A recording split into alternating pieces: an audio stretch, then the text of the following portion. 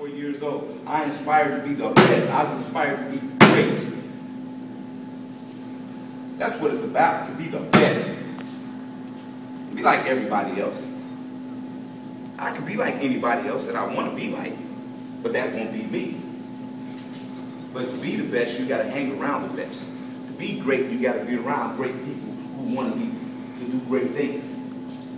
Now, if you want to be great at whatever you want to be, I don't care whatever it is, from a beautician to a doctor to a lawyer, a football player, whatever it is, you got to find the best in your field and see how did they become so great?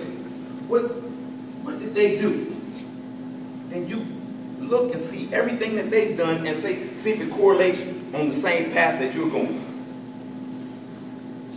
For instance, there's great players that played in the National Football League. Yeah, I want to be just as great as they were. So, how did they get there? It was one common denominator from all of it was hard work. Hard work. I would take, for me as a football coach, I would play a young man that works hard and may be less talented than that one that does not. You could be the best player on the team, but if you don't work hard, you will fail.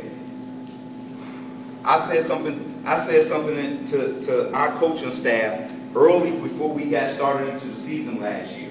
And I live by this in everything that I do. Everything that I do, I live by this. I always say, if God is not in it, it will not prosper. It will fail. I promise you, it will fail. If you don't put God first in everything that you do that is good, it will fail. You have to do that. Everything that I am, everything that I've become in my life, I give God all the honor and the glory. You heard some of the accolades.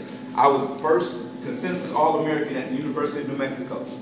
You heard the stats. I was the first player in the history of college football to catch over 250 balls, go for over 4,500 yards, and 6,000 yards all-purpose. And think about all the college receivers that ever played, from your Jerry Rice to your Chris Carters to your Randy Mosses to Calvin Johnsons, all those guys. But it would have never happened without God in my life. Then I get drafted in the 6th round by the Jets in 1990. Played there for 4 years. Had an opportunity to come back home to play for the Atlanta Falcons. First year there, 111 balls, 1,300 plus yards, 13 touchdowns. Went to the Pro Bowl. At the end of them 8 years with the Atlanta Falcons, I left there as the all-time leading receiver in catches, yards, and touchdowns. Played in the Pro Bowl, played in the Super Bowl. Went to the Pittsburgh Steelers, played Pittsburgh Steelers, went to the playoffs, almost made it to the Super Bowl. Retired after 13 years of playing in the National Football League. The reason I say that, because when I first started playing football at age 9, my mom took me to the park, and the coach, my mom asked the coach, said, "My son wants to play football. Is it okay?" The coach looked at me, he looked at his team, he looked at my mom. Then he did this maybe 2 or 3 more times. And he said, "Ma'am, no disrespect, but your son's way too small to play football with my boys. He'll get hurt." My mom said things that I cannot repeat. Kid, I have never heard her talk like this before. Then we get in the car and she grabs me and she's shaking me and she said, "Don't you ever let anyone tell you can't do anything." And I'm like, "Mom, I didn't do anything." But she had me and she said, "Don't you ever in your life let anyone tell you you can't become what you want to become. Because with God, you can do anything." That was the story. But then this story kept playing out year after year. I get to high school. My senior year in high school. Recruiters coming to the high school. I remember this one recruiter from the University of Tennessee. I got pulled out of class. I went to the coach's office to visit. He stood up. He shook my hand. He said, "Son, I watched your film. You're a great player, but you're way too small to play at the University of Tennessee, or even in the SEC conference." All I remember is the things that my mom said to this coach. I said under my breath. I wouldn't say it out loud to him.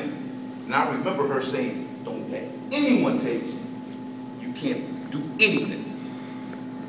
Had an opportunity to go to the University of New Mexico. You heard the story. You heard the stats.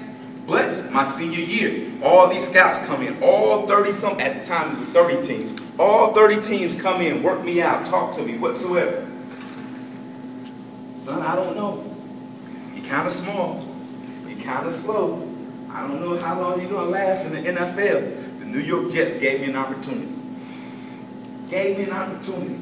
And I remember one fall afternoon, we playing the Dallas Cowboys. I'm sitting back there, I catch a punt on the 2-yard line and go 98 yards for a touchdown. At the time, was an NFL record. This is the same guy they said was too small, too short, too slow, not big enough to play football. I kept proving them wrong every step of the way. Then after my 4th year with the Jets, I became a free agent. I go visit all these teams. They said, well, you don't have experience, and you're not that fast, and you're not that big.